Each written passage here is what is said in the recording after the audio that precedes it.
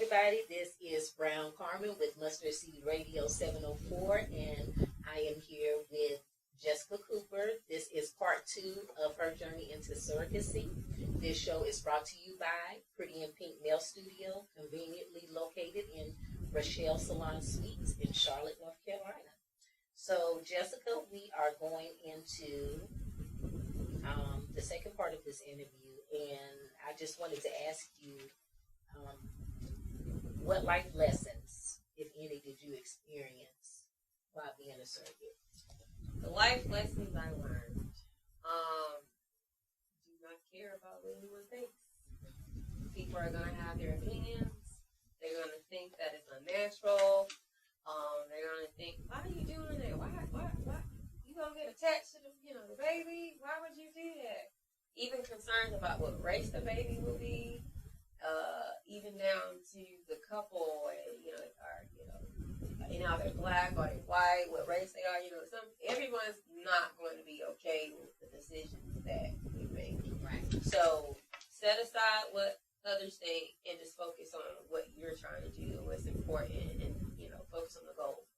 So I definitely would say those are the life lessons that I learned. And then being informative. I love the fact that I could give out the information, because people were like, huh, what? I actually met a surrogate. So I just like the fact that I could give it the information. Gotcha. So being informative, because it's not common in our community. They don't, it's at all. So it was just interesting for people to be interested in knowing the process and, how's it affected my life, and how are you able to just have this child and hand this baby over to this family. You already have to psych your mind up to know I'm helping someone, and this is a blessing for someone else, and I'm gonna go home and carry on like normal. So I definitely would say that don't care what other people think, and just do what you gotta do. Gotcha. And so I guess this is an interesting question. When you were going through the process, did you get to meet other surrogates before you did it, or? So with the agency that I was with the first time, I didn't personally meet any in person. Like I said, I only knew one person that did it, and the agency set us up like a Facebook group, and I was able to speak to other surrogates online. Okay. So I got answered questions that I needed answered, and we could share our own experiences. And it was only for that agency that were surrogates. Okay. So that's the closest that I can say that I was able to be in the same light of, meeting other surrogates. Okay, so maybe a nosy. In that, in your group, was it a lot of African American surrogates, or was majority? Nope. It was a handful. It was a handful of us. Okay. It was mostly Caucasian.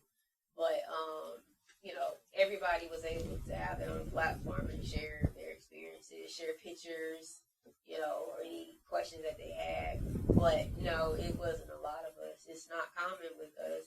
And I feel like it's because the information is not put out there. Because, again, we only see it on TV and celebrities.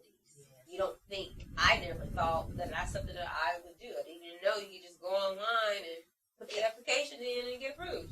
I didn't think that. So I feel like it definitely needs to get out more. And I actually had some people, friends and clients interested, and I gave them the information and they applied. Okay. So, I feel like we do need, to get it out more. That you can help someone. If you're healthy, get it out, the information. Got you. Yeah.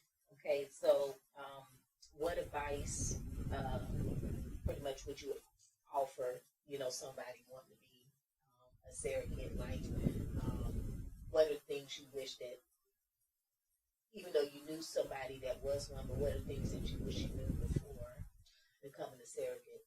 I wish I knew that I was capable of doing it. I just wish I had the information. This isn't talked about. This isn't discussed. I really wish the information was out there. It's like you have to stumble upon it or know someone that's going through it. So that's why, in my own little way, I've been like a little advocate for the surrogate. So I wear my shirts that say I'm a proud surrogate. I'm not the mama, or this bun is going to be out 9 months, or something funny to grab attention. So when people are like, oh, congratulations, I don't want to have to sit there and explain it. So as soon as they would see the shirt, they're like, oh my God. And I can sit there and like answer questions really quick and, hey, here's the information, this is what I did, and went from there. Got you. So I guess where do you see being a surrogate or surrogacy period, where do you see that like going from here on out?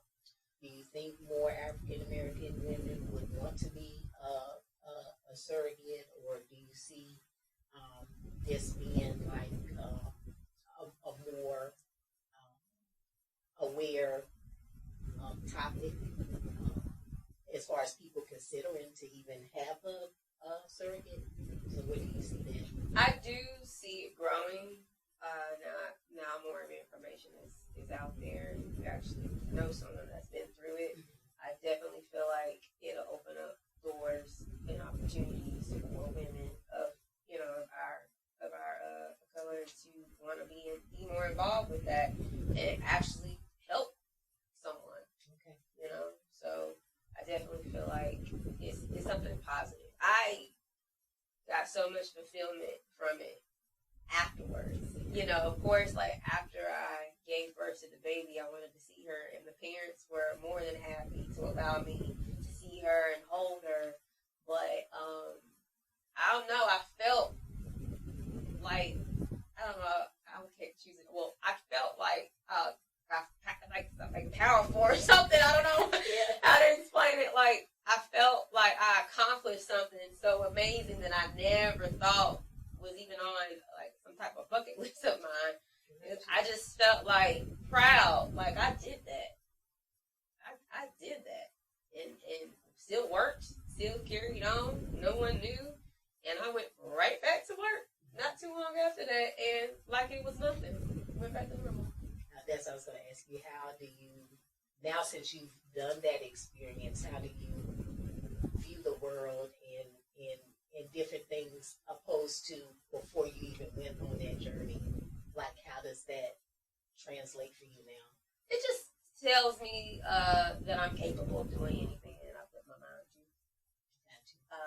I've always had that in me, even just from my family instilling that in me. I feel like I was absolutely born with that to just go for it. And with me being the risk taker in the family, they just, oh, that's just Jessica. She's doing something.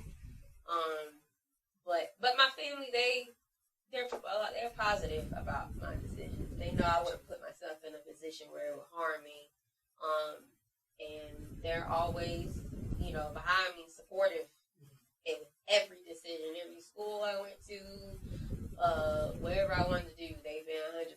So I feel like that's really important, is your support. Because you definitely would have some people like, what you doing that for? Exactly. Or, don't do that. Why would you do that?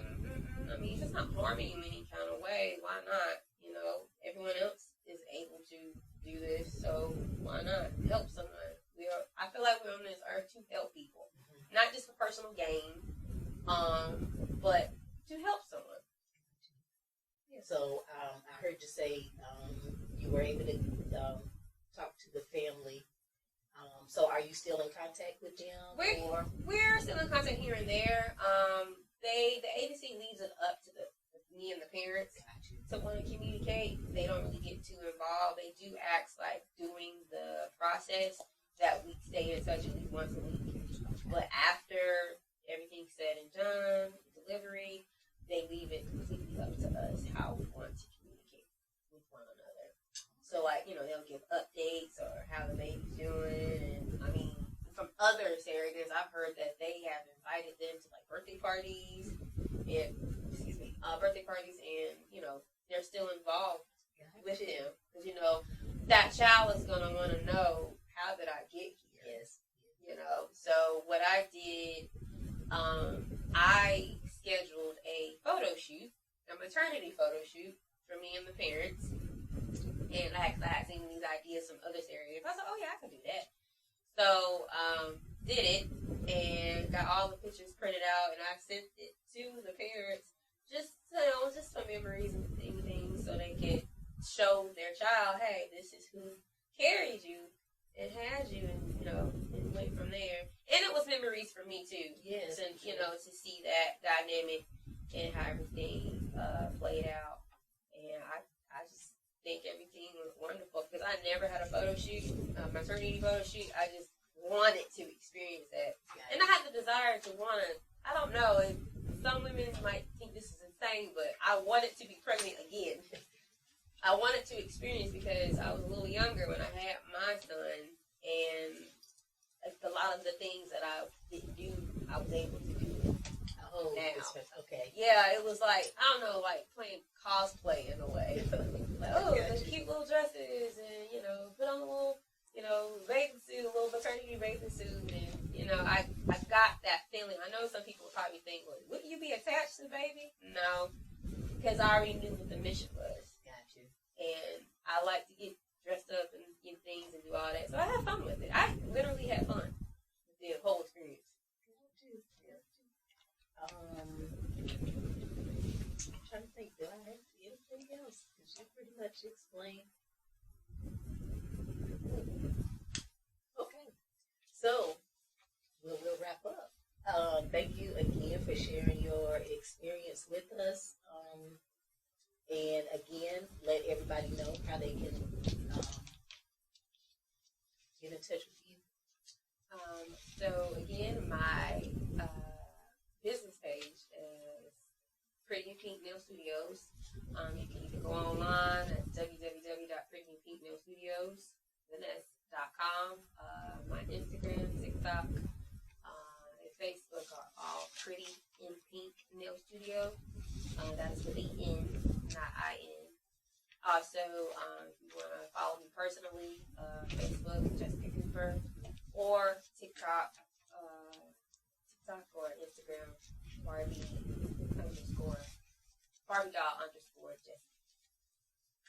And I'm Brown Carmen with Mustard Seed Radio, and you're listening to WDRBmedia, the voice of the community. I can be reached on LinkedIn under Brown Carmen. Instagram and YouTube is Mustard Seed Radio _704. I would like to thank Jessica Cooper for allowing us to be part of the surrogacy world and sharing her story and journey, and also being my favorite Charlotte nail tech. So, if you want some nice nails, fashionable nails, get in touch with Jessica Cooper at Pretty in Pink Nail Studio. Until then, be great always and pay it forward as often as you can.